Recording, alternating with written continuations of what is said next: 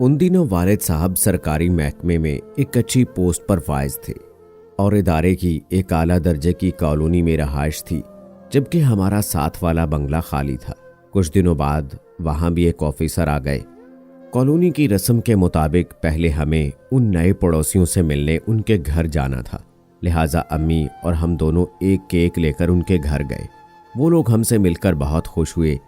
15 रोज बाद जब उन्होंने अपना घर अच्छी तरह सेट कर लिया तो आंटी अपनी बेटी निदा के हमरा हमारे घर आई। हमने भी उनकी खूब आओ भगत की। इसके बाद तो आना जाना शुरू हो गया। हम सब बहन भाई एक उस्ताद आबिद साहब से ट्यूशन पढ़ते थे।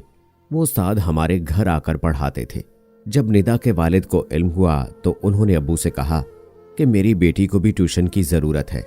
मैं चाहता हूँ कि वो आपके बच्चों के साथ पढ़ लिया करे। मैं आपका बहुत मशकूर हूँगा। वालिद साहब ने सर आबिद से बात की। पहले तो उन्होंने उज़र किया कि उनके पास किसी और को पढ़ाने का वक्त नहीं है।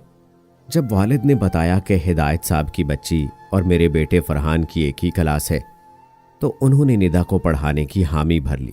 यूं रोज़ शाम को ट्यूशन टाइम पर निदा हमारे घर आने लगी। सर आबिद पहले फरहान भाई और निदा को पढ़ाते, क्योंकि दोनों का एक ही कोर्स था। दोनों को पढ़ाना आसान होता था। जब वो पढ़ चुकते तो सबक की तैयारी करते और सर हम दोनों बहनों और छोटे भाई को पढ़ाने लगते। रोज साथ पढ़ने की वजह से निदा और भाई फरहान की आपस में बेतकल्लुफी हो गई। वो एक दूसरे में दिलचस्पी लेने लगे। अगर वो 2-4 दिन के लिए अपने गांव चली जाती तो भाई का उसके बगैर पढ़ाई में दिल नहीं लगता था। अब ये होने लगा कि फरहान और निदा काम करने की बजाय कॉपी पर एक दूसरे से लिखकर बातें करते। एक दिन अब्बू को अचानक कागज की जरूरत पड़ी। वो भाईजान के कमरे से उनकी मेज पर रखी कापी उठा लाए और उसमें से कागज निकालने लगे।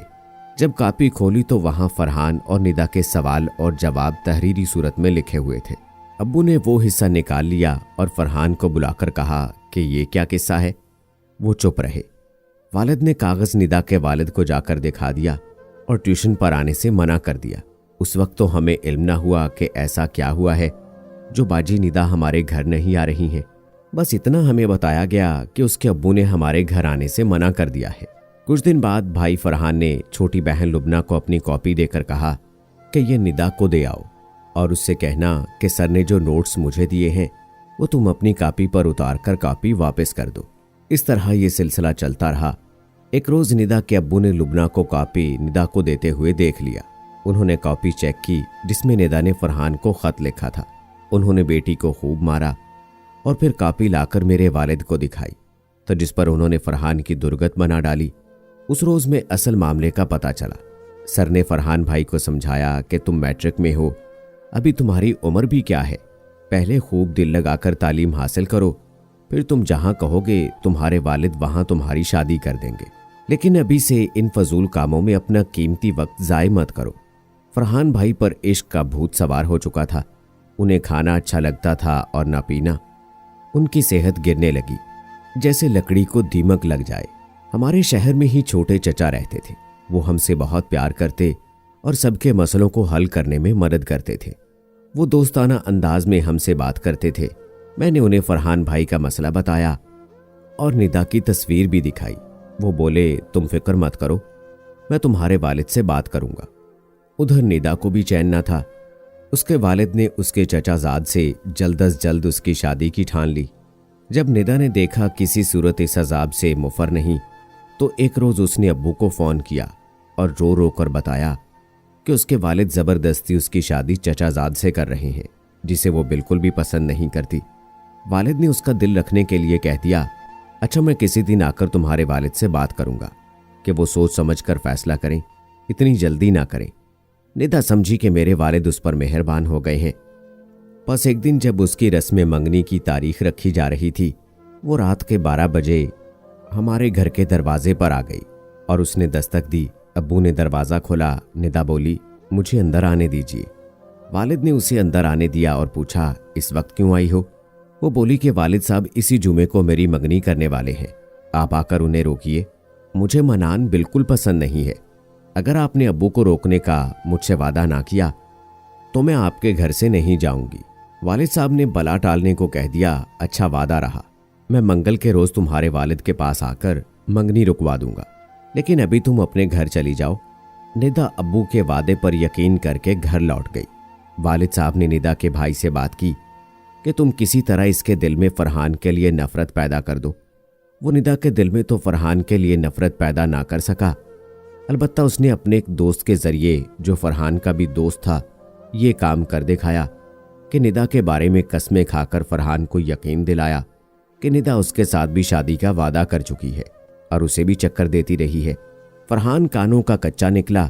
उसने दोस्त की बात का एतबार कर लिया और शक की वजह से निदा से दूर हो गया। वालिद साहब हस्बे वादा निदा के घर उसके अब्बू को समझाने मंगल के रोज ना गए।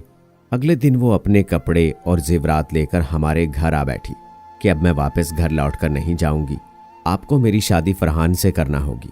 अब्बू परेशान हो गए, बोले कि हम जुमा से पहले तुम्हारे वालिद को मना लेंगे, अब तुम घर चली जाओ। उस वक्त फरहान भाई भी आ गए और निदा की जुबानी ऐसी बातें सुनी तो उसे बाजू से पकड़कर दरवाजे से बाहर ले गए और कहा कि शरीफ घरानों की लड़कियों का ऐसा तौर तरीका नहीं होता, निकल जाओ मेरे घर से और दोबारा इस घर में कदम मत रखना और ना ही मेरे वालिद या घर वालों को इस तरह परेशान करना। ये मंजर देखकर हम सब हैरान रह गए। हमें लोगों का भी डर था कि हमारी बदनामी होगी, वो निदा के वालिद और हमारे बारे में क्या सोचेंगे। जुमा के दिन वो सुबह सवेरे जागी और नमाज पढ़ी, अपना कमरा साफ किया, घर वालों के लिए नाश्ता तैयार किया, सबको नाश्ता कराया। आज रात उसकी मंगनी होने वाली थी। उसकी माँ तैयारियों में मसरूफ हो गई। दोपहर को उसने अपना कमरा बंद कर लिया और कुछ देर बाद फायर की आवाज आई। आवाज सुनकर माँ दौड़ी हुई आई, मगर कमरा अंदर से बंद था। वो बिन पानी मछली की तरह तड़पने लगी। उसने बेटों को आवाज दी जो घर में न थे। थोड़ी देर बाद वो घर आए तो माँ बेटी के कमरे के दरवाजे के बाहर खड़ी रो रही थी। उन्होंने सीढ़ी लगाकर रोशनदान से झांका और फिर किसी तरह दरवाजा तोड़ा। अंदर जो मंजर था वो दीद के काबिल न था। निदा ने अपने वालिद के पिस्तौल से खुद को फायर करके हलाक कर डाला था। पड़ोसियों ने पुलिस को फोन कर दिया। उसी वक्त पुलिस आ गई। उन्होंने कमरे की तलाशी ली। मेज पर रखा हुआ निदा का खत मिल गया। उसने लिखा था कि मैं अपनी मर्जी से खुदकुशी कर रही हूँ और अपनी मौत की मैं खुद जिम्मेदार हूँ। खुदकुशी की वजह यह है कि आज मेरी मंगनी थी, जबकि मैं उस लड़के को पसंद नहीं करती जिसके साथ मेरी मंगनी होने वाली थी। मैं अपने वालिद से शर्मिंदा और माफ़ी की तलबगार हूँ कि मैं उनकी खुशी को पूरा नहीं कर सकी। अल्लाह के वास्ते अम्मी अब्बू, आप दोनों मुझे माफ़ कर देना। आपने मेरे लिए भला ही सोचा होगा, मगर मैं खुद अपने लिए भला नहीं सोच सकी, जिसकी सज़ा भी मैंने खुद को दे दी है। ख़त पढ़कर इंस्पेक्टर भी आबदीदा हो गया। हम सब निदा की खुदकुशी की खबर सुनकर बहुत ज़्यादा पशेमान थे, ख़ास तौर पर अब्बू और फरहान, जिन्होंने एक मासूम लड़की के जज्बात को ना समझा और न उसके सच्चे जज्बों का एहतराम किया। अल्लाह ताला हर बेटी को नेक हिदायत दे और ऐसी गलती की तौफीक ना दे कि वो खुद अपनी ज़िंदगी को मौत के हवाले कर दे। तो दोस्तों, कैसी लगी हमारी आज की ये वीडियो? कमेंट बॉक्स में अपनी राय का इजहार ज़रूर कीजिएगा। मज़ीद ऐसी वीडियोस देखने के लिए मेरे चैनल को सब्सक्राइब कर लें। अगली वीडियो तक अपने दोस्त राव कमर रिजवान को इजाज़त दें। अल्लाह हाफिज़।